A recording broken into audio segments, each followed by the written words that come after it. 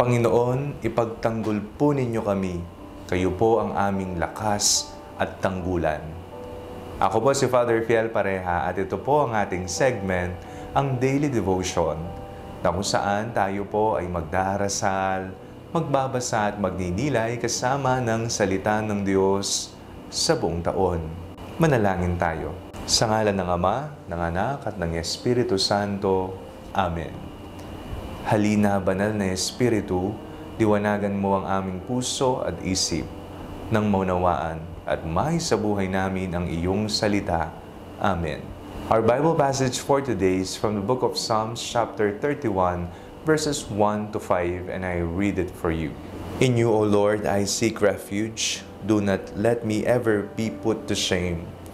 In your righteousness, deliver me. Incline your ear to me. Rescue me speedily. Be a rock of refuge for me, a strong fortress to save me. You are indeed my rock and my fortress.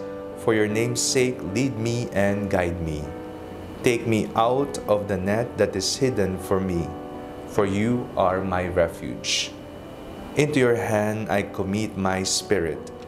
You have redeemed me, O Lord, faithful God. Napakaganda po ng ating binasang salmo sa araw na ito. Ito po ay nagpapatunay na tanging ang Diyos lamang ang ating muog, ang ating tanggulan, at ang ating kalakasan.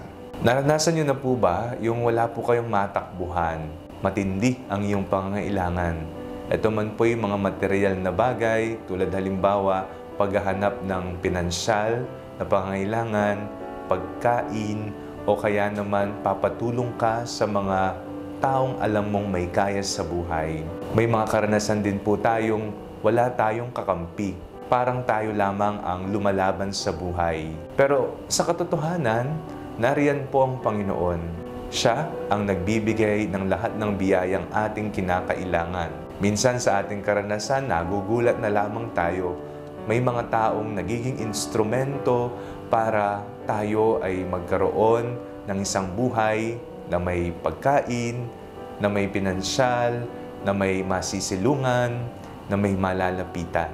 Sila'y mga ipinadala ng Diyos, mga instrumento ng pagpapala. Tayo ay hinihikayat na palalimin po natin ang ating relasyon sa ating tanggulan, sa ating bato na masasandalan, sa ating kalakasan. Ang mundo ay magbibigay sa atin ng iba't ibang uri ng pag-iyak, kalungkutan, pagsubok sa buhay.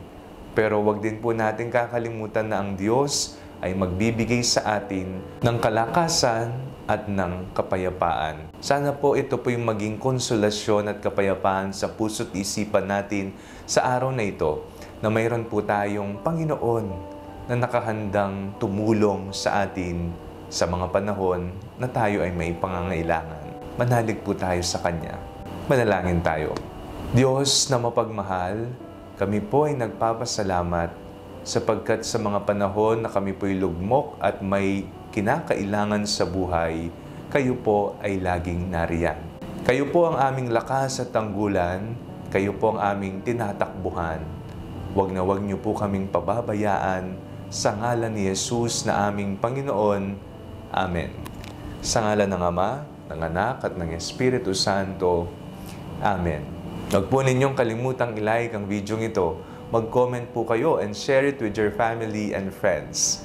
Ang panalangin bago matulog ay may sariling Facebook page na po. Huwag niyo pong kakalimutang mag-like at mag-follow dito, and do not forget to subscribe to our YouTube channel. I-click niyo lamang po ang link na nasa description ng video ito. O kaya naman po, just search Father Fiel Pareha. God bless you po.